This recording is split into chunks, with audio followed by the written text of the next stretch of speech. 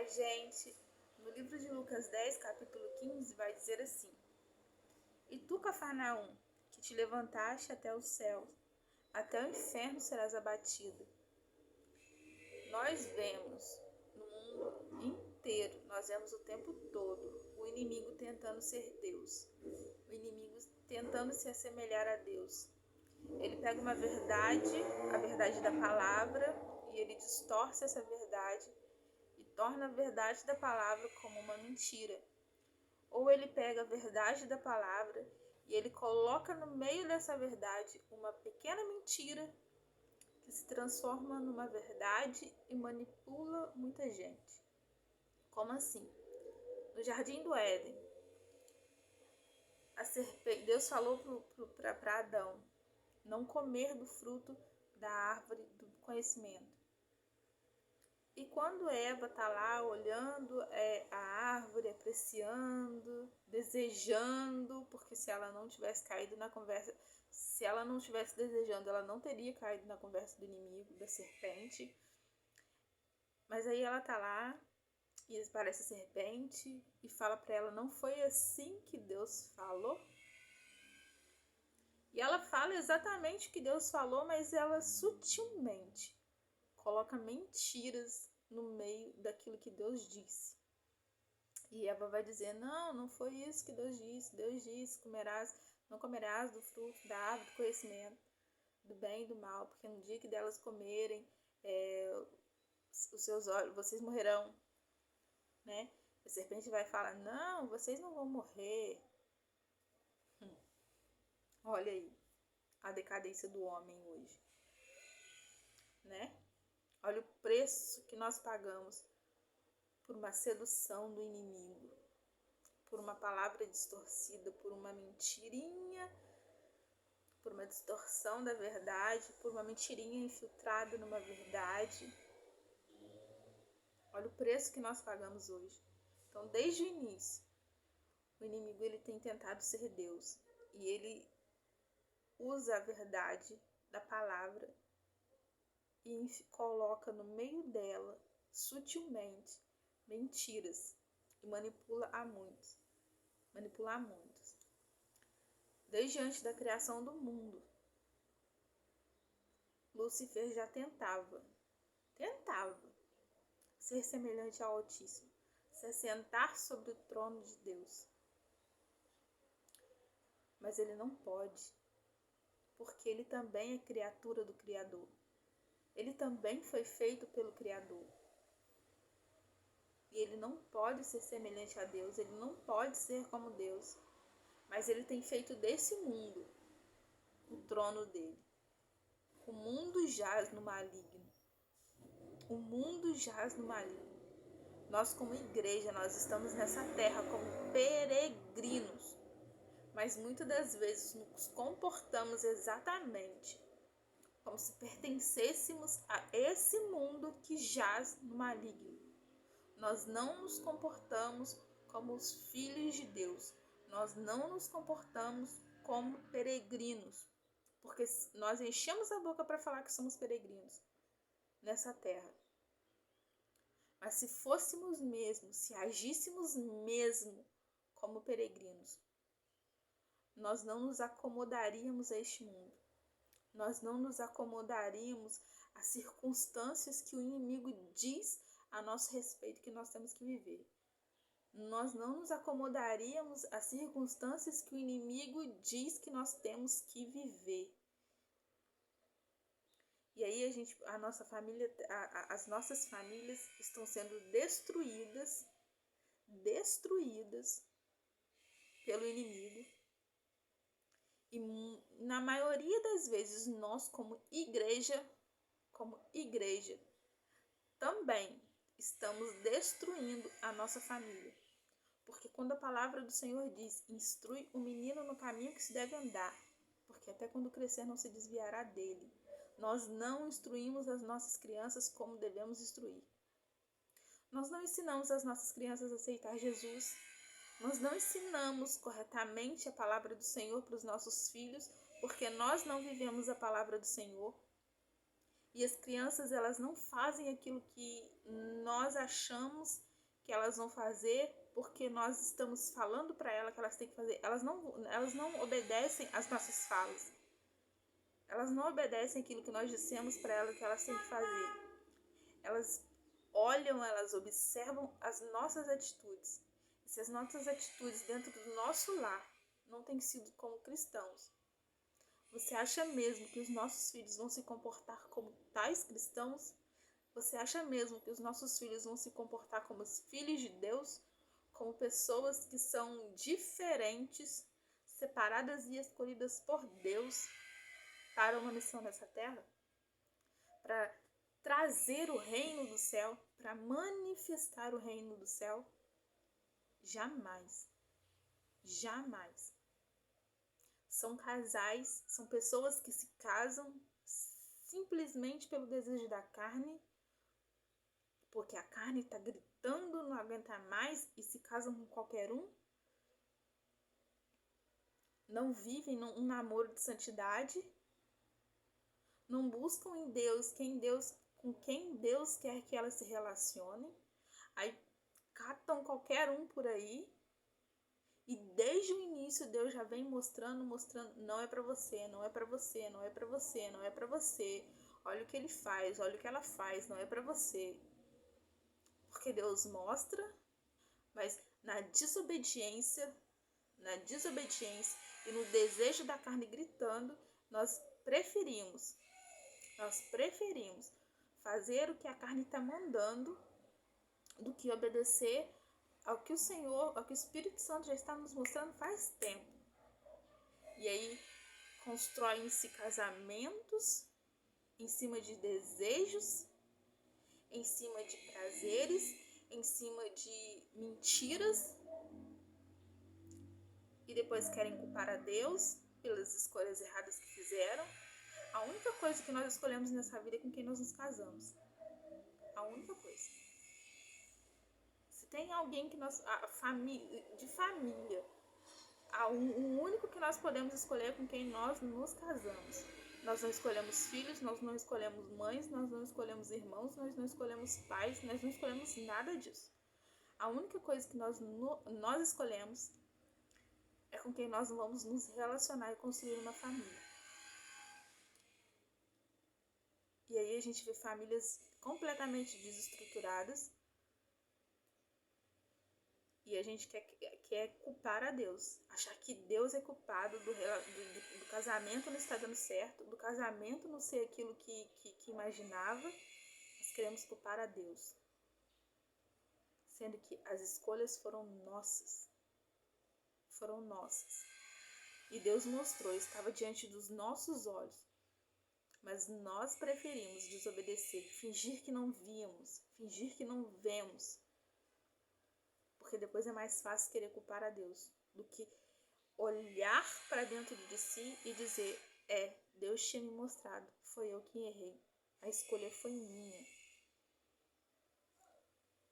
Então o inimigo tem todo o tempo tentado ser Deus. E a gente vai observando isso, a destruição de tudo. E a gente percebe o quanto nós, igreja, estamos doentes. Somos doentes. E não vivemos como peregrinos. Nós não vivemos o que a palavra realmente diz. Porque se vivêssemos, o nosso país já tinha sido transformado há muito tempo. Porque o nosso país é um país cristão. Mesmo que digam que é um país laico, o nosso país é um país cristão. Nós ainda temos liberdade de apregoar a palavra do Senhor. Tá difícil, mas nós ainda temos a liberdade de apregoar. Muitos querem nos calar. Muitos querem dizer o que nós podemos e não podemos falar sobre a palavra. E por quê? Porque a verdade da palavra confronta o pecado de muitos, principalmente nas igrejas. E isso as pessoas não querem ouvir. As pessoas não querem ser confrontadas pelo pecado delas. As pessoas não querem se arrepender, não querem deixar o pecado, mas querem continuar em cima de altares, querem continuar pregando a palavra do Senhor, querem continuar tendo uma vida abençoada, como se nada acontecesse, como se nada existisse, com o lar todo desestruturado. E Satanás tem se feito Deus na vida de muitos, na vida de pessoas assim. Então, o tempo todo, ele quer ser Deus, ele quer ser maior que Deus. Mas Jesus foi crucificado. Jesus padeceu numa cruz. Ele desceu às mais profundezas do inferno e tomou a chave da morte nas mãos, para dizer: na cruz está consumado.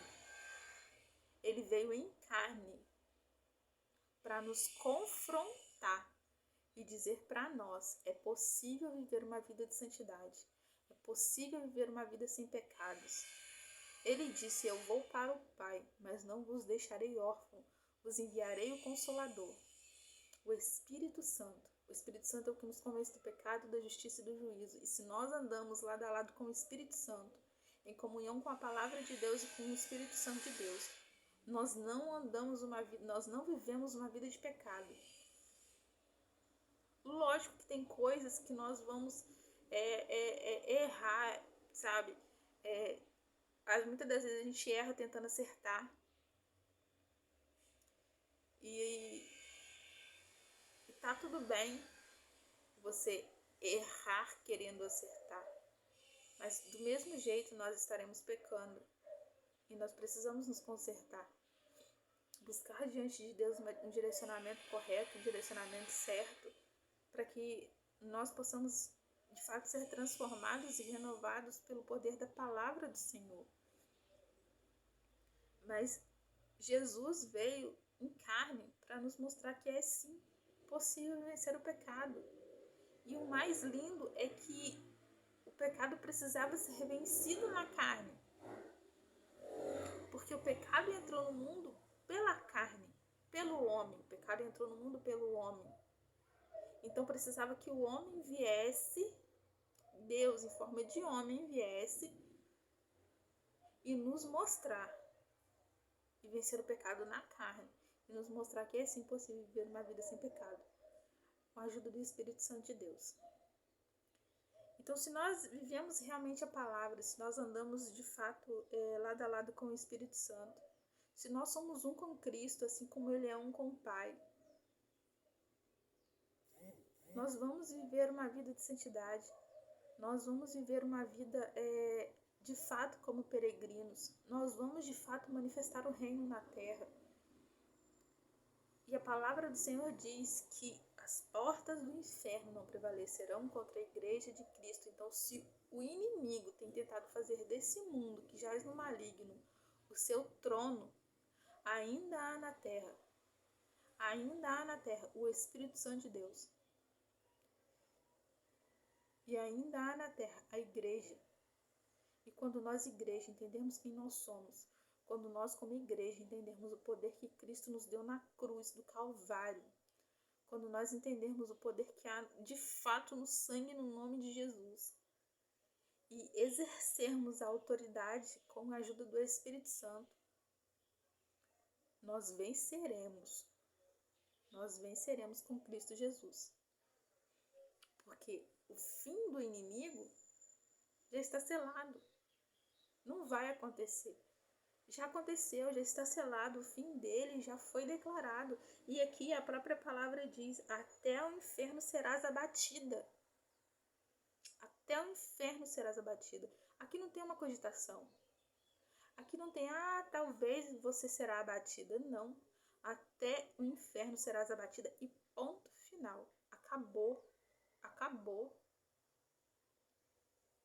E nós precisamos entender isso. Então, se o inimigo tem adentrado na tua casa, tem feito uma arruaça na sua família, tem destruído a tua casa, a tua família, tem destruído tudo aquilo que tem ao teu redor, entenda uma coisa, se posicione na presença do Senhor, se arrepende dos seus pecados, confessa os seus pecados e volte os seus olhos para Cristo. Porque Ele já pagou todas as coisas, Ele venceu todas as coisas e disse na cruz: está consumado. E se está consumado, é porque o inimigo já foi derrotado. Mas enquanto estivermos neste mundo, nós guerrearemos contra o inimigo. Todos os dias nós guerrearemos contra ele. Mas nós precisamos nos posicionar como igreja, como uma igreja lavada, remida pelo sangue do Cordeiro, como uma igreja com umas vestes limpas, vestes brancas, santificada, sem mancha, sem mácula, sem coisas escondidas debaixo do tapete, sem coisas corrompendo o altar do Senhor, com todo temor e tremor diante da presença do Todo-Poderoso. Nós precisamos nos posicionar como igreja, igreja que representa Cristo, igreja que Cristo é o cabeça. E se Cristo é o cabeça do corpo, que é a igreja, o que há de errado? Que nós não temos feito diferença nesse mundo. Por que o nosso país está do jeito que está? Se a maioria do povo é cristão, onde está o erro? No mundo? Não, o mundo jaz no maligno. O problema não está no mundo, o problema está dentro da igreja, o problema está em nós, como cristãos, que não nos comportamos como a palavra diz, que não vivemos como a palavra diz, que queremos continuar vivendo os nossos bel-prazeres e não obedecer a palavra do Senhor. Esse é o problema. E a palavra diz: aonde está o teu Deus, aonde está o teu coração, ali está o teu Deus. Então, tudo aquilo que nós priorizamos mais do que o Senhor, mais do que a palavra, se torna um Deus na nossa vida. Se torna um Deus na nossa vida. Então, nós precisamos, de fato, nos posicionarmos como igreja. Nós precisamos, de fato, viver uma vida com o Espírito Santo de Deus. Viver uma vida de cristãos cheios do Espírito Santo, que vivem a palavra do Senhor, que têm a palavra do Senhor guardada na tábua do coração, andando em temor e tremor diante do Senhor, porque Ele é um Deus todo-poderoso.